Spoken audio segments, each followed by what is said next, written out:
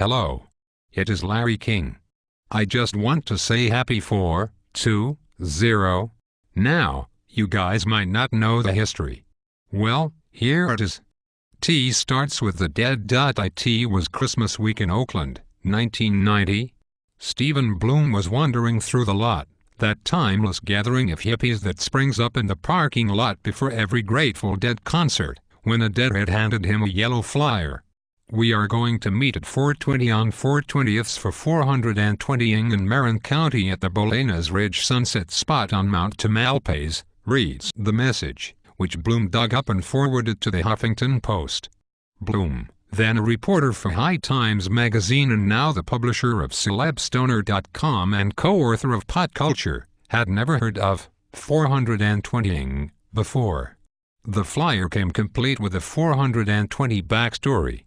420 started somewhere in San Rafael, California in the late '70s. It started as the police code for marijuana smoking in progress. After local heads heard of the police call, they started using the expression 420 when referring to Herb. Let's go 420, dude.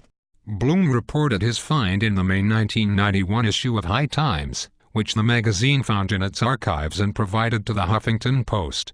The story, though, was only partially right. It had nothing to do with the police code, though the San Rafael part was dead on.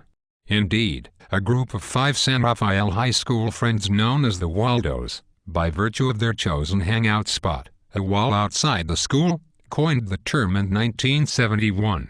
The Huffington Post spoke with Waldo Steve, Waldo Dave and Dave's older brother, Patrick, and confirmed their full names and identities, which they asked to keep secret for professional reasons. Pot is still, after all, illegal. The Waldos never envisioned that pot smokers the world over would celebrate each April 20th as a result of their foray into the Point Reyes forest. The day has managed to become something of a national holiday in the face of official condemnation. This year's celebration will be no different. Officials at the University of Colorado at Boulder and University of California, Santa Cruz, which boast 2 of the biggest smokeouts, are pushing back. As another April 20 approaches, we are faced with concerns from students, parents, alumni, regents, and community members about a repeat of last year's 420th event, wrote Boulder's chancellor in a letter to students. On April 20, 2009, we hope that you will choose not to participate in unlawful activity that debases the reputation of your university and degree, and will encourage your fellow buffs to act with pride and remember who they really are. But the Cheshire Cat is out of the bag. Students and locals will show up at round 4, light up at 420 and be gone shortly thereafter. No bands, no speakers, no chants. Just a bunch of people getting together and getting stoned. The code often creeps into popular culture and mainstream settings. All of the clocks in Pulp Fiction, for instance, are set to 420. In 2003, when the California legislature codified the medical marijuana law voters had approved, the bill was named SB 420. We think it was a staffer working for lead assembly sponsor Mark Leno, but no one has ever fessed up, says Steph Shearer, head of Americans for Safe Access, which lobbied on behalf of the bill. California legislative staffers spoken before this story say that the 420 designation remains a mystery, but that both Leno and the lead Senate sponsor, John Vasconcellos, are hip enough that they must have known what it meant. If you were involved with SB 420 and know the story, email me. The code pops up in Craigslist postings when fellow smokers search for 420 friendly roommates. It's just a vaguer way of saying it and it kind of makes it kind of cool, says Bloom. Like, you know you're in the know, but that does show you how it's in the mainstream. The Waldos do have proof, however, that they used the term in the early '70s in the form of an old 420 flag and numerous letters with 420 references and early '70s postmarks. They also have a story. It goes like this. One day in the fall of 1971, harvest time, the Waldos got word of a Coast Guard service member who could no longer tend his plot of marijuana plants near the Point Reyes Peninsula Coast Guard Station. A treasure map in hand, The Waldos decided to pluck some of this free bud. The Waldos were all athletes and agreed to meet at the statue of Louis Pasteur outside the school at 4:20, after practice, to begin the hunt. We would remind each other in the hallways we were supposed to meet up at 4:20. It originally started out 4:20 Louis and we eventually dropped the Louis. Waldo Steve tells the Huffington Post. The first forays out were unsuccessful, but the group kept looking for the hidden crop. We'd meet at 4:20 and get in my old '66 Chevy Impala and, of course, we'd smoke instantly and smoke all the way out to PT. Reyes and smoke the entire time we were out there. We did it week after week, says Steve. We never actually found the patch, but they did find a useful code word.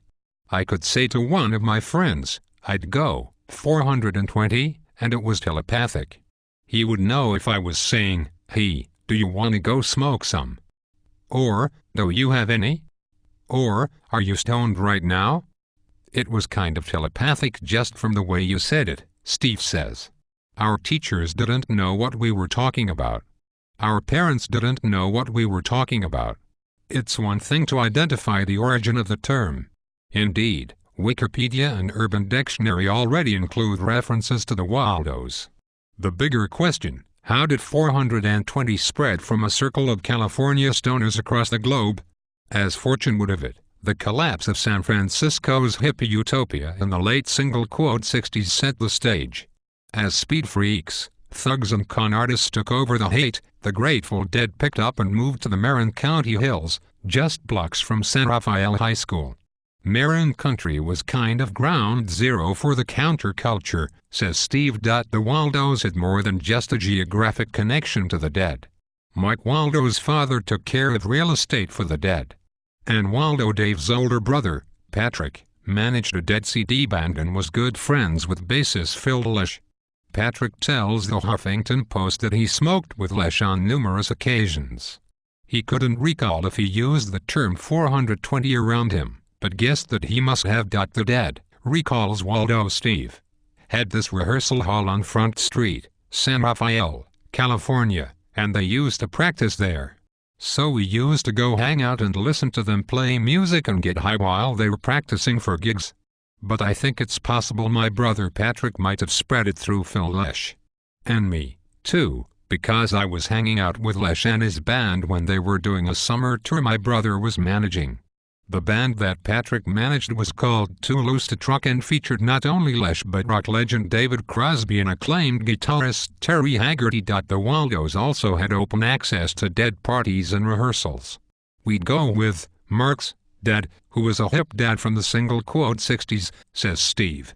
There was a place called Winterland and we'd always be backstage running around or on stage and, of course, we were using those phrases. When somebody passes a joint or something, hey, 420? So it started spreading through that community. Lesh, walking off the stage after a recent Dead concert, confirmed that Patrick is a friend and said he wouldn't be surprised if the Waldos had coined 420. He wasn't sure, he said, when the first time he heard it was. I do not remember. I'm very sorry. I wish I could help, he said. Wavy Gravy is a hippie icon with his own ice cream flavor and has been hanging out with the Dead for decades. HuffPost spotted him outside the concert. Asked about the origin of 420, he suggested it began somewhere in the foggy mist of time. What time is it now? I say to you, eternity now. As the Grateful Dead toured the globe through the '70s and '80s, playing hundreds of shows a year, the term spread though the Dead underground. Once High Times got hip to it, the magazine helped take it global. I started incorporating it into everything we were doing, High Times editor Steve Hager told the Huffington Post. I started doing all these big events, the World Hemp Expo Extravaganza and the Cannabis Cup, and we built everything around 420. The publicity that High Times gave it is what made it an international thing. Until then, it was relatively confined to the Grateful Dead subculture. But we blew it out into an international phenomenon. Sometime in the early '90s, High Times wisely purchased the web domain 420.com. Bloom, The reporter who first stumbled on it gives High Times less credit. We posted that flyer and then we started to see little references to it. It wasn't really much of High Times doing, he says. We weren't really pushing it that hard, just kind of referencing the phrase. The Waldos say that within a few years the term had spread throughout San Rafael and was cropping up elsewhere in the state. By the early '90s, it had penetrated deep enough that Dave and Steve started hearing people use it in unexpected places, Ohio, Florida, Canada, and spotted it painted on signs and etched into park benches. In 1997, the Waldos decided to set the record straight and got in touch with High Times. They said, "The fact is, there is no 420 police code in California. You guys ever look it up?" Blooms recalls. He had to admit that no, he had never looked it up.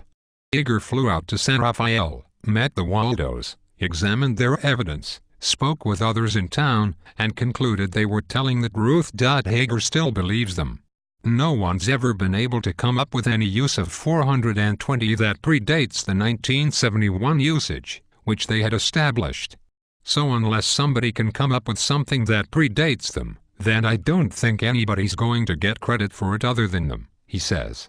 We never made a dime on the thing, says Dave, half boasting, half lamenting. He does take pride in his role, though.